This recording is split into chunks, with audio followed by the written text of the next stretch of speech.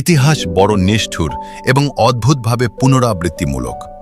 যে brigade ground 2011 সালে তৃণমূল কংগ্রেসের বিজয়োল্লে প্রকম্পিত হয়েছিল, 15 বছর পর সেই একই প্রাঙ্গণ সাক্ষী থাকল এক চরম রাজনৈতিক পট পরিবর্তনের। 2016 পর 2026, এই এক দশকে গঙ্গার জল অনেক দূর গড়িয়ে বেরিয়েছে, কিন্তু রাজনীতির মহাবৃত্ত যেন আজ এসে পূর্ণ হল ঠিক সেই বিন্দুতেই যেখান থেকে ভাঙনের নীল নকশাটি তৈরি হয়েছিল। 2011 সালের 21 জুলাই ছিল 34 বছরের বাম শাসনের অবসান ঘটিয়ে মহাকরণ জয়ের প্রথম বিজয় উৎসব। কিন্তু সেই মঞ্চ থেকেই মমতা বন্দ্যোপাধ্যায় এক অপ্রত্যাশিত ঘোষণা করেন। তৈরি হয় যুবা নামের এক সমান্তরাল যুব সংগঠন।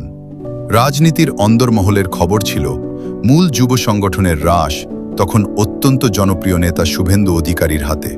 অথচ শুধুমাত্র নিজের ভাইপো অভিষেক বন্দ্যোপাধ্যায়কে রাজনীতির আনিনায় প্রতিষ্ঠিত করতে শুভেন্দুর সমান্তরালে এই নতুন শক্তির উত্থান ঘটানো হয়। অভিজ্ঞ রাজনীতিকরা তখনই আশঙ্কা করেছিলেন ক্ষমতার এই দ্বিকেন্দ্রীকরণ একদিন দলের ভিত নড়িয়ে দেবে। শুভেন্দুকে সরিয়ে সৌমিত্র খাঁকে যখন যুব সভাপতি করা হলো এবং পরবর্তীতে কৌশলে সংগঠনের পুরো ভার অভিষেকের হাতে তুলে দেওয়া হলো, তখনই তৃণমূলের অন্দরে পারিবারিক উত্তরাধিকার বনাম তৃণমূল স্তরের সংগ্রাম, এই দ্বন্দ্ব প্রকট হয়ে ওঠে। 2014 সালে যখন অভিষেককে ডায়মন্ড হারবারের মতো সুরক্ষিত আসন থেকে সাংসদ করা হয়, তখন থেকেই শুভেন্দুকে জাতীয় রাজনীতি থেকে সরিয়ে রাজ্যের গণ্ডিতে সীমাবদ্ধ রাখার পরিকল্পনা শুরু হয়।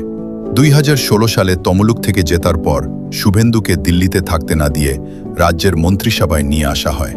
ওপর থেকে একে পদোন্নতি মনে হলেও আসলে এর উদ্দেশ্য ছিল দিল্লিতে অভিষেকের পথ নিষ্কণ্টক করা এবং শুভেন্দুর বারবারন্তকে নবান্নের কঠোর নিয়ন্ত্রণে রাখা।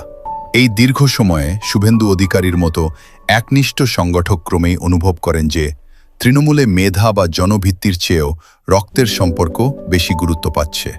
2020 সালের শেষ লগ্নে তার বিজেপি ত্যাগ ছিল স্রেফ দলবদল নয়, বরং সেই দীর্ঘ অবহেলার এক দহনাত্মক বহিঃপ্রকাশ।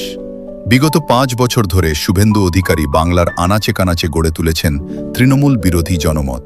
মমতা বন্দ্যোপাধ্যায় যে মেজাজে বিরোধী নেত্রী হিসেবে লড়তেন, ঠিক সেই রণকৌশলেই তিনি শাসক দলকে কোণ ঠাসা করেছেন।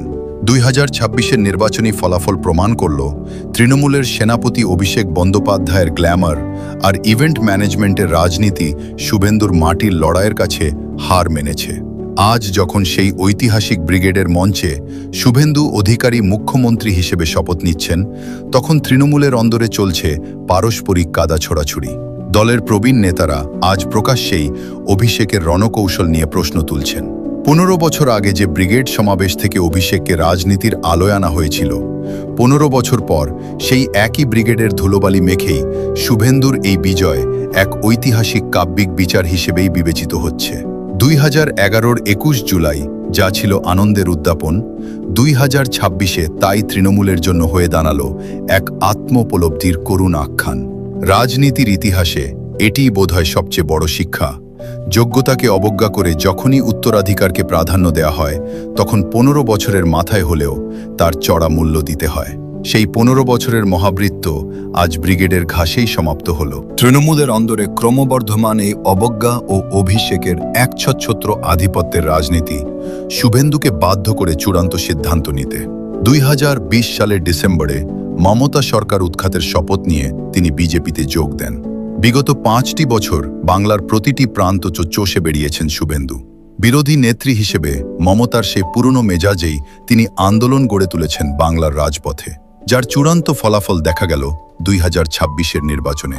15 বছর আগে যে ব্রিগেড সমাবেশ অভিষেক বন্দ্যোপাধ্যায়ের রাজনীতির জয়যাত্রা শুরু করেছিল, সেই একই প্রাঙ্গণে আজ শুভেন্দু অধিকারীর মুখ্যমন্ত্রী হিসেবে শপথ গ্রহণ এক অদ্ভুত ঐতিহাসিক সমাপতন।